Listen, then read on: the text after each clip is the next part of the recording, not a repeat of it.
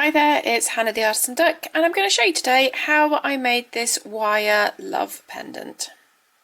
I have already cut my wire, so this wire is 8 inches long, and for this tutorial today I'm using this copper 20 gauge wire. For the pendant I've just shown, I used a 18 gauge wire.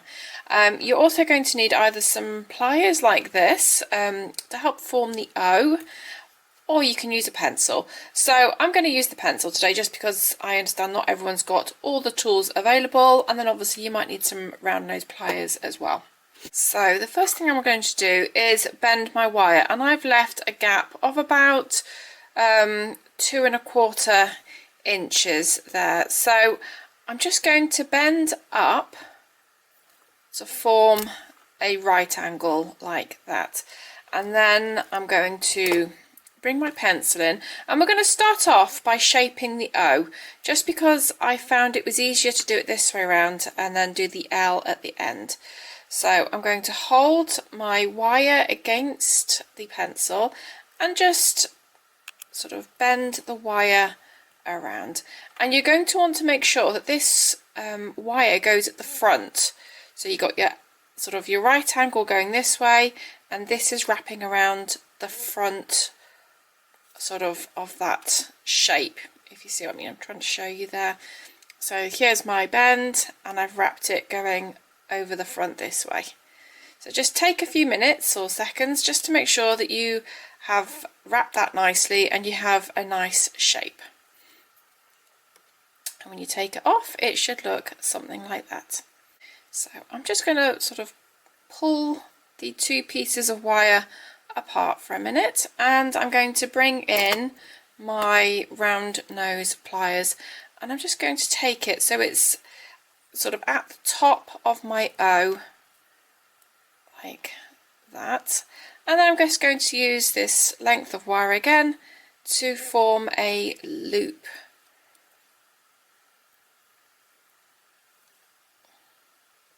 like that. So I'm just going to keep on wrapping around and move my pliers around so I can sort of take the wire all the way around. There we go, and now you should have a loop like that, and then you just go and squeeze it back together. So now make sure your wire is sort of sitting out flat at the top, and I like to just use my flat nose pliers for a minute. I'm just going to hold it sort of next to that O, and then I'm going to bend down, and this is going to start to form our V like that. And then we need to bend it back up for the other side of the V. So just position your pliers.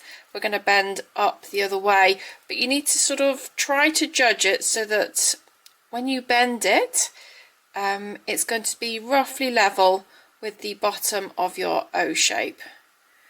And if it's slightly wonky, it doesn't matter, because it kind of has that sort of flowing handwriting look. There we go. So I've bent that over. I'm just going to pull into position to make it look like a nice V shape. So now I'm bringing back in my round nose pliers, and I'm going to position those up that side of the V, roughly level with the sort of the top of the V on the other side.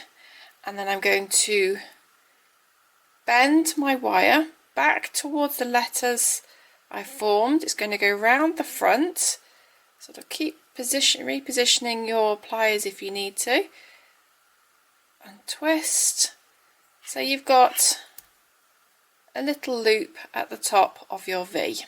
I'm just flattening that loop so it's sitting nice and close to the V shape. Right, I'm just going to sort of just shape the rest of the wire, sort of trying to sort of bend it a little bit, get that swoop of the E. I'm just going to take it down a little as well, because it doesn't need to be quite so high.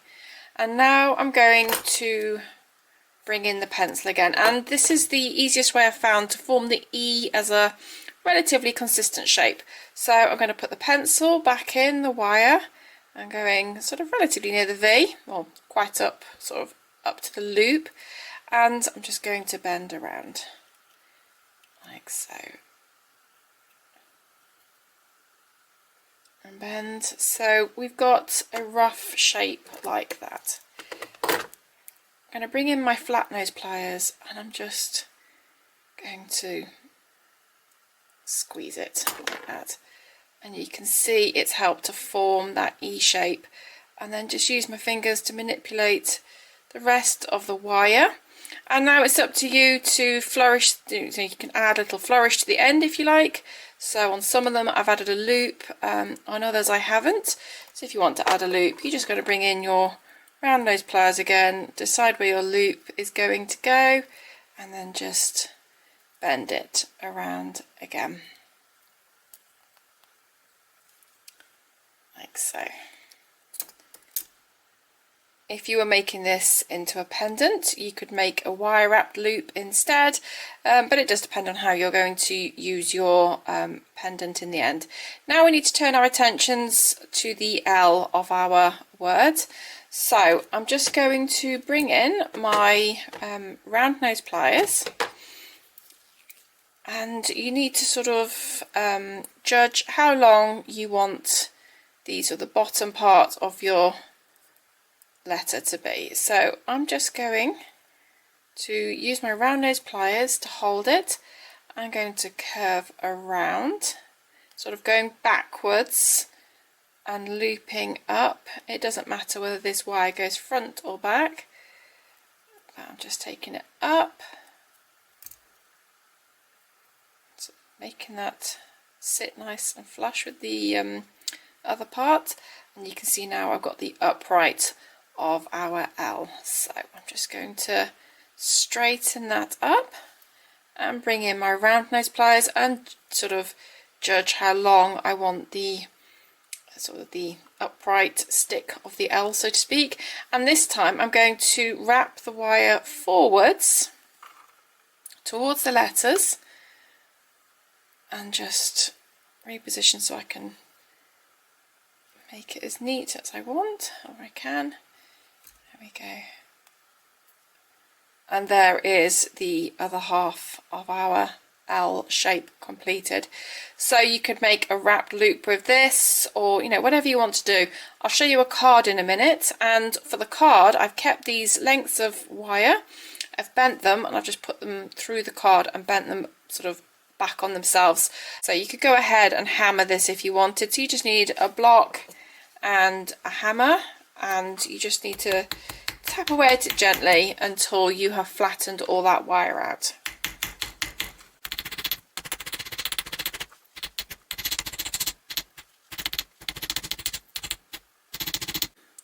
There we go, that's been hammered, and you've got that lovely shine where the flat surfaces catch the light.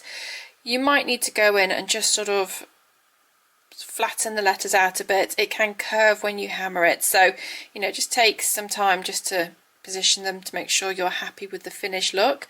So here's the card I've made, and it's a relatively basic card, but I've just poked holes where the wire finishes and stuck it through and folded it back on itself, and that's sitting lovely and flat on my card. And it's a really nice way of making some elements, if you're into card making, a little bit different. And then obviously here's the pendant, which is made with a much tougher wire. This is silver plated 18 gauge, I think, yes, 18 gauge, and I've just finished it with a basic chain and some jump rings.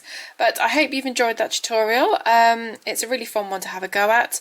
I shall leave some links down below of some of the tools I've used today. Yeah, anyway, thanks for watching. See you soon. Bye.